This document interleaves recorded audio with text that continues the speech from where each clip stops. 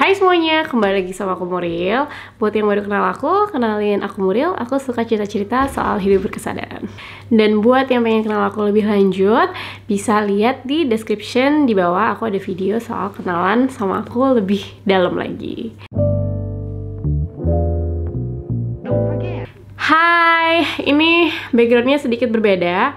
Kenapa? Karena aku lagi karantina di Jakarta. Alhamdulillah 4 hari yang lalu aku perjalanan ke Belanda, semua lancar sampai di Jakarta dan memang harus diwajibkan untuk karantina selama 8 hari. Ini gelang yang aku pakai ini adalah bukti bahwa kita adalah tamu karantina. Aku akan cerita lebih lanjut mengenai itu di video yang lain. Di video kali ini aku akan sharing juga, ngasih tips juga untuk teman-teman yang udah menjadi ibu. Gimana sih caranya untuk menjadi ibu yang minimalis gitu? Karena suka tergoda dengan barang-barang anak-anak yang lucu-lucu, yang gemes-gemes, tahu sendiri kan? Apalagi mainan zaman sekarang itu kayu-kayu, lucu-lucu, banyak banget model dan macamnya, dari harga yang paling murah sampai yang paling mahal. Begitu juga dengan baju-baju, dari harga yang paling murah sampai harga yang paling mahal, dengan warna-warna earth tone yang sekarang lagi trendy itu. Pasti gatel banget kan sebagai ibu. Sebelumnya aku pernah bikin video tips-tips untuk menjadi minimalis mom to be. Jadi persiapan, lebih ke arah persiapan, walaupun ada sedikit dari tipsnya yang aku juga ceritakan tentang gimana kalau misalnya udah jadi ibu, apa yang kita bisa lakukan. Nah, tapi waktu itu kan aku masih menjadi ibu lumayan baru ya, masih beberapa bulan aja. Jadi ya aku sharing experience yang aku lewati, yang dimana belum terlalu banyak gitu. Nah, sekarang aku sudah hampir 2 tahun menjadi ibu. Masih sedikit juga kalau dibandingkan dengan ibu-ibu lain, tapi mungkin dari 2 tahun pengalaman yang aku lewati, alhamdulillah hingga saat ini aku masih merasa cukup dan masih merasa cukup, bisa dibilang minimalis juga, selektif juga dalam memilih barang-barangnya Lana. Jadi aku pengen sharing, mudah-mudahan bermanfaat. Nah, oke. Tips yang pertama, sebetulnya tips-tips yang akan aku bagikan ini bisa banget untuk di-apply ke semua barang yang dipunya. Biasanya apa sih kalau anak-anak tuh kan mainan, buku, baju, ada alat makan juga sekarang yang lucu-lucu, gemes-gemes itu, mungkin peralatan empasi, kayak gitu-gitu. Jadi bisa di-apply ke semua. Tapi biasanya memang soal mainan sama baju sih yang suka ditanyain. Nah, tips yang pertama adalah tentunya be selektif sama memilih mainan. Gimana caranya? Kalau aku menggunakan yang namanya sistem rotasi. Manfaat dari merotasi mainan ini itu ada beberapa. Yang pertama adalah tentunya kita mengurangi clutter yang ada di dalam satu ruangan. Karena kalau kita udah milihin mungkin 8 sampai 10 aktivitas gitu, tentunya ya akan berantakan juga, tapi berantakannya itu masih bisa diterima dan masih bisa lebih mudah untuk dibersihkan daripada kalau semua mainannya itu terekspos dan keluarkan gitu. Yang kedua adalah menambah fokus anak dan dia jadi bisa lebih explore ke hal-hal yang emang udah terseleksi gitu, istilahnya kayak gitu, dan dia jadi nggak cepet overwhelmed. Ketiga, dengan dia fokus itu jadinya dia lebih mudah untuk mastering atau menguasai mainan-mainan yang ada di situ. Instead of dia main satu terus habis itu distracted sama mainan yang lain, terus distracted sama mainan yang lain, akhirnya satu mainan itu belum sampai selesai dia menguasai, dia udah pindah-pindah ke mainan yang lain gitu. Dari pengalamanku, dengan melakukan rotasi setiap sehari atau 2 hari sekali, itu aku jadi mau nggak mau mendeclutter. Gimana? Karena setiap aku mau merotasi, tentunya aku membuka lemari tempat aku menyimpan mainan-mainannya Lana. Dan dengan aku membuka, aku mencari apa ya aktivitas yang bisa Lana mainkan untuk hari besok gitu ya.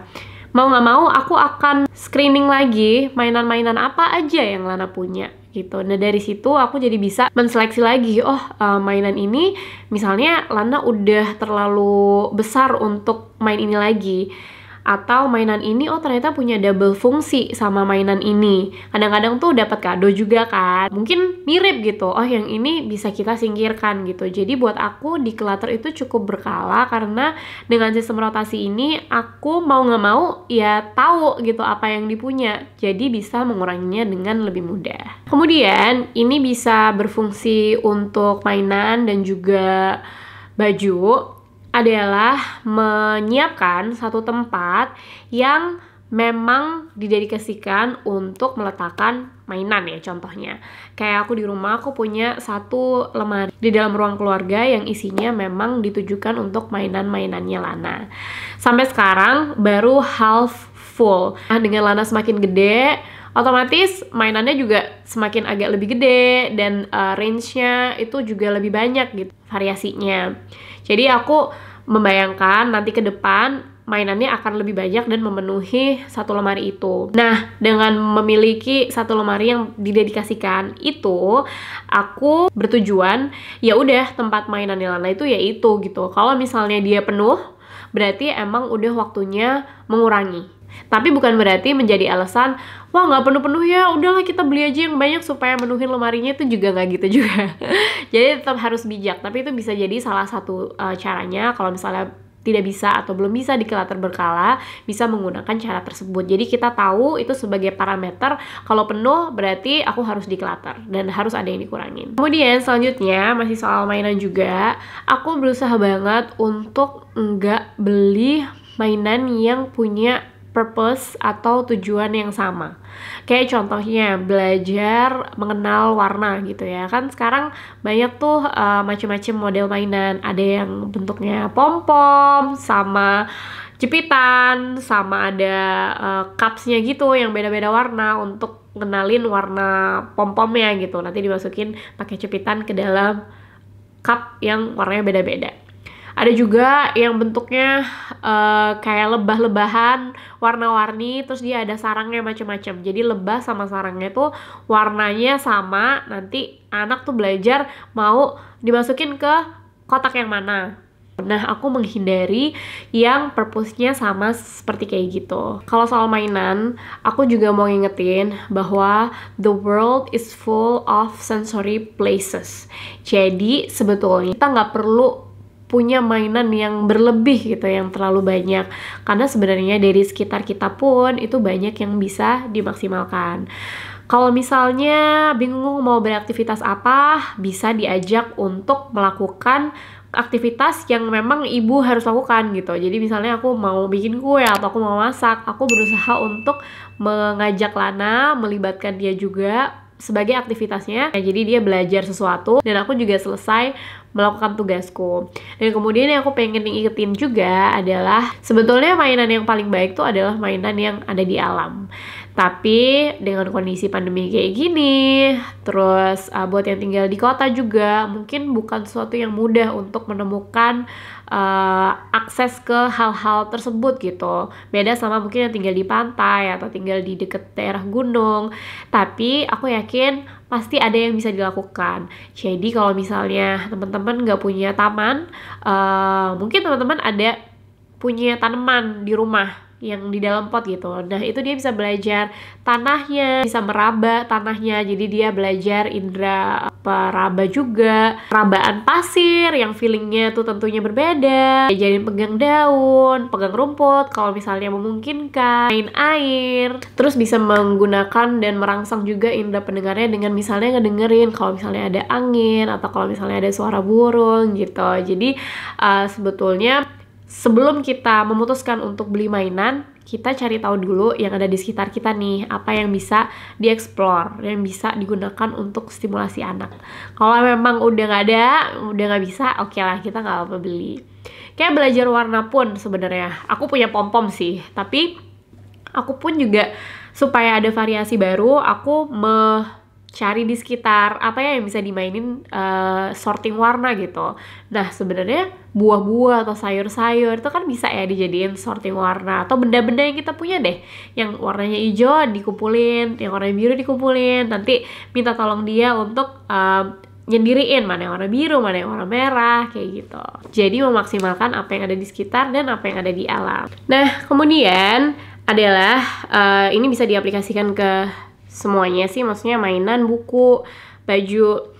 Beli sesuai dengan tahapan umurnya. Kalau soal mainan, tentunya lebih efektif karena aku pernah mendengar juga dari Montessori class bahwa kalau anak itu diberikan mainan yang tidak sesuai dengan umurnya, misalnya terlalu susah gitu ya, akhirnya dia akan frustasi dan bisa jadi dia give up juga sama hal yang dia berusaha untuk explorein itu. Jadi memang kita sebagai ibu perlu banyak-banyak membaca literasi, mungkin ikutan kelas gitu ya untuk hal-hal kayak gini. Atau kalau misalnya belum ada waktu, ya tanya aja mungkin ke penjualnya ini bisa untuk umur berapa, kayak gitu. Membeli sesuai dengan tahapan umurnya itu juga membuat kita mengurangi barang yang nggak perlu gitu. Contohnya kalau misalnya dia umurnya 3-6 gitu ya, kita jadi tahu kalau dia udah ngelewatin umur itu, mainannya bisa disimpan dulu atau dikasihkan ke orang atau mungkin dijual dan lain-lain.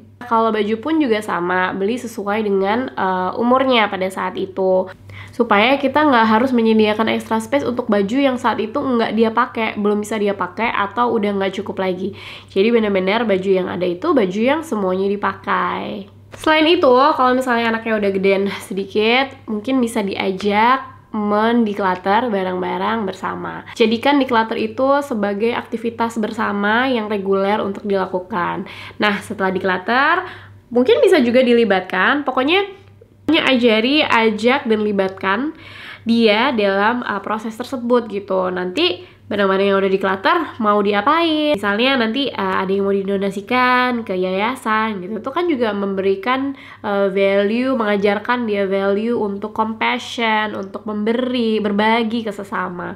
Jadi sebenarnya kalau kita pikir-pikir lagi, banyak manfaat dari kita hidup minimalis dengan anak. Oh iya, sama soal mainan yang selektif-selektif itu, kita juga bisa salah satunya mencari mainan yang open-ended, yang klasik gitu, yang beautiful, jadi over time dia tetap bagus. Nah, sama kalau aku tuh suka menulis di handphone aja sih, di bagian reminders tuh kan dia ada listnya. Nah, aku tuh bikin beberapa catatan gitu, semacam kayak wishlist lah.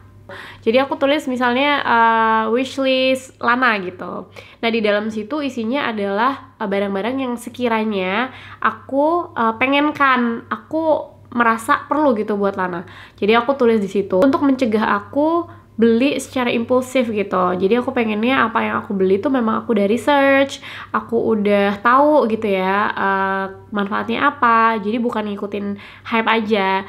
Dan menurut aku itu menjadikan aku jadi lebih mindful dalam membelikan sesuatu untuk Alana. Jadi apa yang aku belikan memang udah terseleksi dan intentional. Yang jelas itu ada tujuannya. Kenapa kok aku mau membelikan mainan itu buat Alana? Beberapa kali setelah aku tulis, karena aku nggak langsung beli ya, mungkin udah 2 minggu, udah 3 minggu, pas aku lihat balik lagi, oh ternyata Lana bisa kok dengan intensi yang sama memainkan mainan lain gitu. Nggak perlu itu juga, apalagi kalau yang harganya mahal. Jadi kalau udah kayak gitu biasanya aku coret. Kita juga diaplikasikan ke kehidupan ibu-ibu sekalian.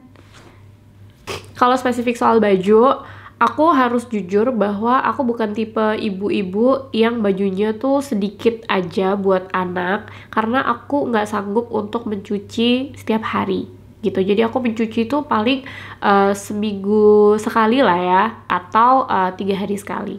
Jadi aku make sure bahwa baju Lana memang cukup dan jangan sampai kekurangan. Back to basics. Aku banyak banget punya baju-baju dengan warna-warna basics yang mudah sekali untuk di mix and match dan yang bisa masuk ke occasion macam-macam. Dan aku nggak nyendiriin antara baju rumah sama baju pergi. Semua adalah baju rumah dan baju pergi. Kalau baju malam untuk tidur, iyalah oke, itu bisa dibedain. Tapi untuk siang hari dia beraktivitas, itu baju yang dipakai di rumah tuh ya bisa dipakai baju buat pergi gitu. Jadi tidak terlalu berbeda. Nah, menurut aku tuh juga udah sangat mengurangi. Baju juga aku declutter regularly, bukan untuk membeli yang baru, tapi lebih untuk mengurangi apa yang udah Lana nggak cukup gitu. Apalagi anak kan cepet banget ya dia gedenya, apalagi umurnya Lana. Jadi aku reguler untuk ngecekin mana yang dia udah nggak cukup gitu. Ya sebenarnya semuanya untuk jadi minimalis mom itu adalah menseleksi secara kritis dan secara bijak apa-apa aja yang mau kita konsumsikan, yang kita belikan buat anak. Dan ingat, cara kita mengkonsumsikan atau membelikan sesuatu buat anak itu akan determine gimana dia besarnya. Kalau kita udah biasakan dia dengan mainan yang berlimpah, baju yang terlalu banyak gitu, maka dia akan biasa dan menjadikan itu sebagai standar hidupnya dia gitu. Walaupun kita ngerasa aku hidupku udah minimalis, cuma aku masih belum bisa nih minimalis dengan anak. Nah, kita bisa jadikan motivasi bahwa kembali ke itu tadi, saat anak kecil justru itu adalah timing buat kita ngajarin standar hidup, buat kita ngajarin value-value apa yang sebetulnya kita pengen tanamkan ke mereka, karena value-value itu akan menjadi inner voice-nya mereka. Value-value itu tuh akan menjadi pertimbangan mereka nanti kalau udah gede, hal apa yang menurutnya mereka baik dan benar gitu. Nah, kalau udah dibiasain dengan menseleksi mainan, baju, punya secukupnya aja gitu ya, dikelater secara berkala, maka mereka sudah terbiasa dengan gaya hidup itu. Mungkin jadinya nggak akan sekompleks atau sedilematis itu kayak kita nih, karena kan kita udah besar dengan mungkin cara hidup yang normal lah, ikutin society lah gitu. Nah, sekarang berubah menjadi lebih minimalis, lebih selektif, lebih hati-hati. Mungkin jadinya agak banyak yang harus diadaptasikan. Tapi dengan anak, saat kita udah ajarin dia dari kecil, dia melihat cara kita, dia melihat bagaimana mainannya itu cukup gitu ya, bagaimana kita menggunakan apa yang ada di lingkungan kita untuk menjadi mainannya, maka cara berpikir dia otomatis pun juga akan ke sana. Dan mengajarkan kata cukup juga mengajarkan untuk tidak melekat pada materi. Ya, itu aja sih yang mungkin aku mau share hari ini. Mudah-mudahan jadi manfaat.